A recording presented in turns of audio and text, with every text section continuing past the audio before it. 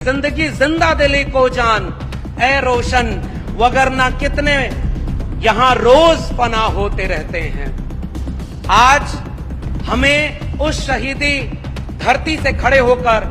इस मुल्क की विरासत को याद करने का मौका मिला है। राम प्रसाद बिस्मिल को याद करते हैं तो बिस्मिल अजीम आबादी का वो शेर याद आता है, ऐ शहीदे मुल्क मिल्लत मैं तेरे ऊपर निसार, ले तेरी हिम्मत का चर्चा गैर की महफिल में है। अब न अहले बलबले हैं और न अरमानों की भीड़, सिर्फ मिट जाने की हसरत एक दिले बिस्मिल में है। वक्त आने पर जमाने को खबर हो जाएगी, हम अभी से क्या बताएं क्या हमारे दिल में है। सरफरोशी की तमन्ना अब हमारे दिल में है। और आज शहीदों की उस क्रांतिकारी जमीन पर खड़े होकर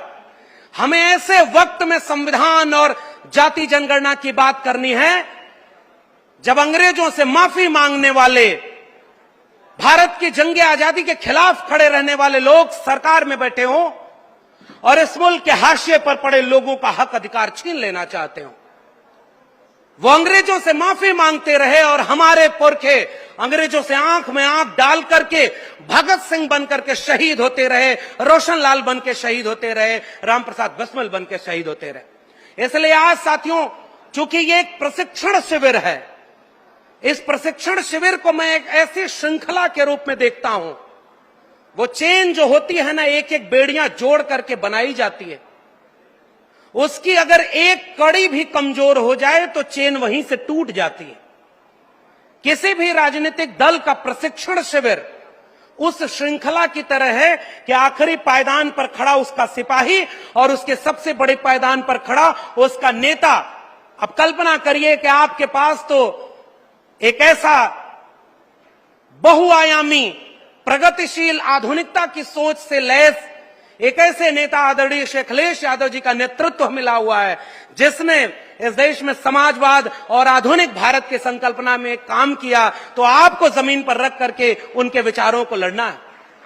तो आज के इस प्रशिक्षण शिविर में जब मुझे मौका मिला कि आप जाति जनगणना विषय, जो कि इस प्रशिक्षण शिविर का केंद्रीय विषय है, लोक जागरण अभियान, और मैं बधाई देता हूं समाजवादी पार्टी को और समाजवादी साथियों, जब वक्त बुरा आता है तो वो इसलिए आता है कि वो ताकतवर लोगों की ताकत का इम्तिहान ले सके कि इस बुरे वक्त से कौन लड़ रहा था। आज अगर आप लड़ेंगे तो इतिहास में आपका नाम दर्ज होगा कि समाजवादी लोगों ने उस वक्त भी लड़ाई लड़ी। तो वो लड़ाई लड़ने के कई टूल हो सकते हैं और पार्टी ने अगर यह फैसला लिया है कि जाति जनगणना के विषय को अपना केंद्रीय विषय बनाएगी, इस देश में हाशिए पर पड़े हुए लोगों को मुख्य धारा में लाएगी, उनके हक अधिकार की बात करेगी, तो उसका सबसे केंद्रीय विषय है जाति जनगणना का। कल्पना करिए साथियों, एक देश का मतलब क्या होता है। किसी भूगोल पर खींच दी गई लकीरों के बीच आने वाले जमीन के टुकड़े से देश नहीं बनता है। देश बनता है तो वहां के नागरिकों से बनता है, वहां के जिंदा लोगों से बनता है। और जब यह मुल्क आजाद हुआ और जब जिस दिन भारत का संविधान लागू हुआ, उस दिन इस देश ने हजारों साल की अपनी बेड़ियों को तोड़ा। चाहे वो इस देश की विरासत में तथागत बुद्ध से लेकर कबीर, रैदास, पलटू दादू, भीखा बुल्ले शाह, बाबा फरीद हो, महात्मा फूले हो,